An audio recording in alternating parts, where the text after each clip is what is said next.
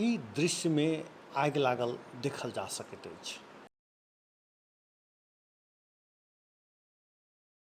हाँ, नेपाल विद्युत प्राधिकरणक ढलकेबर ग्रिडक विभिन्न उपकरण में आइ भोर में आगिलगी भेलाक बाद धनुषा महोत्तरी जिलाक विद्युत सेवा घंटों अवरुद्ध भेल छल।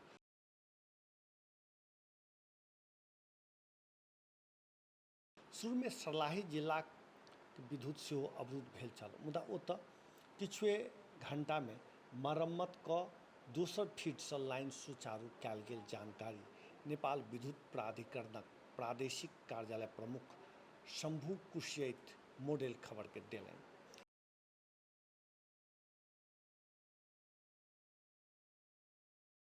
ढलकेबर ग्रिड में मरम्मत कार्य भोर 8 बजे से भऽ रहल अछि।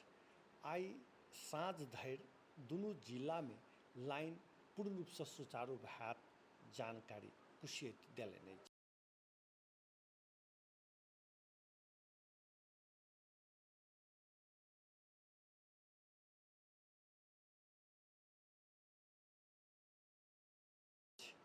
आज भोर में 7:30 बजे ढलकेबर ग्रिड में केबल, ब्रेकर, सीटी सहित विभिन्न उपकरण में विद्युत शॉर्ट भऽ आगिलगी भेल छल। आगिलगी एके घंटा में नियंत्रण में आयल छल।